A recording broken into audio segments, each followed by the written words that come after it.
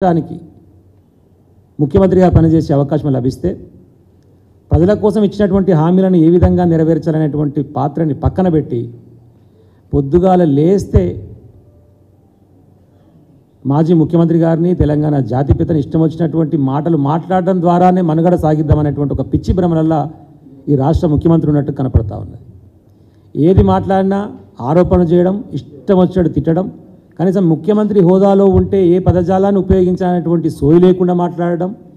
అదే సందర్భంలో ఒక ఎన్నికలు వస్తే కూడా వాళ్ళ అభ్యర్థులను ఎంచుకోవడంలో కూడా ఆయన మైండ్ సెట్ ఏందనేది మన కళ్ళ ముందర కనపడుతున్నది. ఎట్లా నువ్వు ఓటుకు నోటు దొంగల ముఠ నాయకుని ఆ సంగతి మాకు తెలుసు. దాంతోపాటు ఒక అభ్యర్థిని ఇస్తే కూడా, ఉదాహరణకు మా భువనగిరి పార్లమెంటుకు సంబంధించినటువంటి అభ్యర్థి ఒక ఆయన ఇస్తే కాంగ్రెస్ పార్టీ నుంచి, అలా రాహుల్ గాంధీ సంతకాన్ని ఫోర్జరీ చేసినటువంటి దొంగ ఆయన. మళ్ళీ ఈరోజు గ్రాడ్యుయేట్స్ ఎమ్మెల్సీకి ఒక అభ్యర్థిని ఇస్తే మీ అభ్యర్థిని ఆయన ఎటువంటి బ్లాక్ మెయిలర్ ఆయన గురించి నేను చెప్పే పని లేదు. దాదాపు 52-53 కేసులు ఉంటే క్రిమినల్ కేసులు, అవి ఎలాంటి కేసులు అనేటువంటిది కూడా మనందరికీ తెలుసు. ఈవెన్ దాదాపు 90 కేసులు ఏమో నాకు తెలిసి అప్పుడేట్లా రేవంత్ రెడ్డి గారి మీద కూడా ఉన్నాయి. అవి ఏవి కూడా ఉద్యమం కోసమో, రాష్ట్రం కోసమో, దేశం కోసమో జైలుకు పోయినాయి కావు. అన్ని వ్యక్తిగతమైన పంచాయతీలు, భూమి పంచాయతీలు, బ్లాక్మెయిల్ పంచాయతీలు. కాబట్టి నేను ఒక్కరినే అట్లుంటే బాగలేదు, నాతో పాటు చాలామంది దొంగలను జమ చేసుకోవాలని చెప్పి ఈ దొంగల ముఠా నాయకులు మొత్తం దొంగల గుంపును తయారు చేసుకున్నటువంటి పరిస్థితి వాళ్ళ అభ్యర్థుల ఎంపికను చూస్తే కనపడుతుంది. దాన్ని తెలంగాణ ప్రజలు గమనించాలని చెప్పి విజ్ఞప్తి చేయడం కోసం ఈరోజు ప్రత్యేకమైన పరిస్థితి. 2004 నుంచి 2014 వరకు పరిశీలించిన ఉమ్మడి ఆంధ్రప్రదేశ్లో మొత్తం కలిపి నాకు తెలిసి ఆ రోజు ఉన్నటువంటి పరిస్థితుల ఉద్యోగ నియామకాలు కూడా 20,000 జరగలే. ఆ 20,000లో కూడా 10,000 కూడా కనీసం తెలంగాణ ప్రాంతానికి సంబంధించి పరిమితమై లేకుండే. కానీ 2014 నుంచి 2023 బీఆర్ఎస్ పార్టీ ప్రభుత్వం, కేసీఆర్ గారు ముఖ్యమంత్రిగా ఉన్నటువంటి హయాంలో దాదాపు 2 లక్షల ఉద్యోగాలకు నోటిఫికేషన్ కోసం భర్తీకి ప్రణాళిక రూపొందిస్తే 1,60,000 భర్తీ కంప్లీట్ చేసుకొని 42,000 ప్రాసెస్ కొనసాగుతుంటే,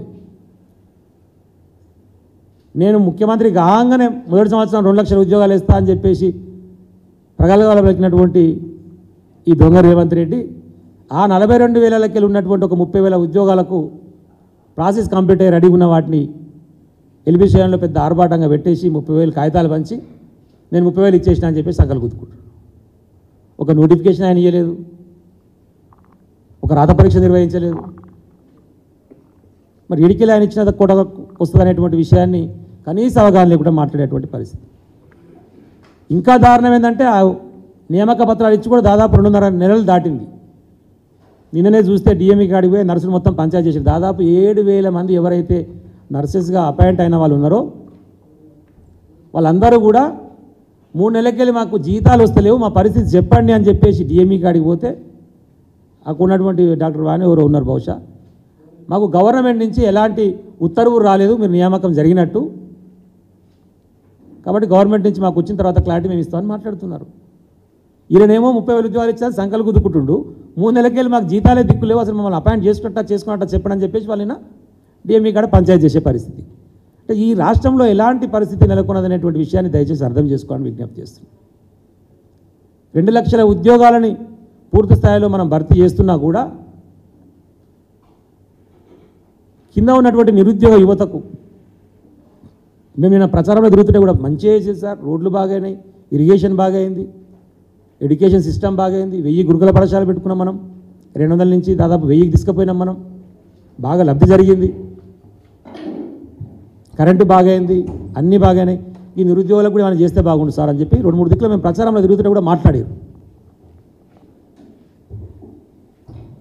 అయితే వాళ్ళకి అర్థం కానటువంటి విషయం ఏంటంటే ఈ 2 లక్షల ఉద్యోగాల నియామక భర్తీకి మనం చేసినటువంటి ప్రణాళిక ఏందనేది కూడా నేను లైబ్రరీలో నిన్న ప్రచారం చేస్తే వాళ్ళకు కూడా క్లారిటీ లేదు. మా వాళ్ళకు ఉత్తగానేదో మాకు ఉద్యోగాలు రాలే అనేటువంటి ఒక ప్రచారాన్ని ప్రాపగండ చేయడంలో, లేకపోతే మాట్లాడితే ప్రతిపక్షాలు ఇష్టం వచ్చినట్టు మాట్లాడి కేసీఆర్ ఇంట్లోనే ఉద్యోగాలు తెచ్చుకున్నాడు తప్ప ప్రజలను పట్టించుకోలేదని చెప్పేసి అబద్ధాలు మాట్లాడి ప్రచారం చేయడంలో వాళ్ళు సక్సెస్ అయ్యారు.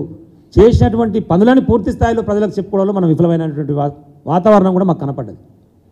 అందుకనే మరొకసారి విద్యావంతులు, మేధావులు పాల్గొనేటువంటి ఎన్నిక కాబట్టి ఈసారి జరుగుతున్నటువంటి పోరాటంలో ఇప్పుడైనా మనం కనీసం ఎవరికి మద్దతు తెలపడం ద్వారా ఈ రాష్ట్రంలో అబద్ధ ప్రచారంతో అధికారంలోకి వచ్చినటువంటి నాయకత్వాన్ని ముక్కు నేలకు రాపిచ్చి ఆ హామీల అమలుకు ప్రయత్నం చేయాలంటే కనీసం ప్రశ్నించే గొంతుక, మీరు చెప్పినటువంటి అబద్ధాలను ప్రజల మధ్యకి తీసుకుపోయి మిమ్మల్ని నిలదీసే గొంతుకగా ఉండాలి. కాబట్టి ప్రభుత్వానికి వ్యతిరేకంగా నిలదీసే గొంతుకను ప్రోత్సహించే విధంగా ప్రజలందరూ కూడా బీఆర్ఎస్ పార్టీకి పట్టం కట్టే విధంగా ప్రయత్నం చేస్తారనే దానికోసమే ఈ ప్రయత్నం.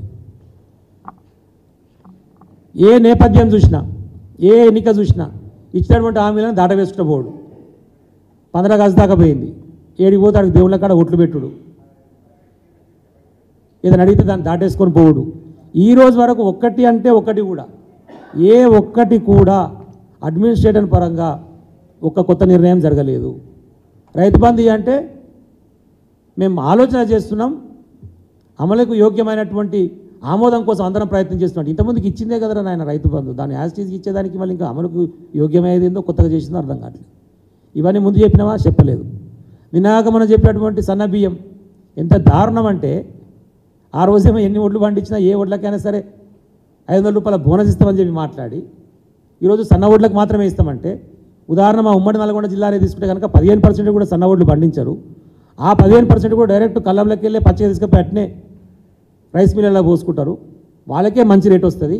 ఒక్కరు కూడా సన్న ఓట్లను ఐకేపీ సెంటర్లకు తీసుకురారు. అసలు ఐకేపీ సెంటర్ల ద్వారా కొనుగోలు చేసి ప్రభుత్వం కొనుగోలు చేసే దాంట్లో ఓన్లీ దొడ్డు బియ్యానికి సంబంధించిన ఓట్లనే పరిగణలోకి తీసుకొస్తారు ఎవరైనా రైతులు.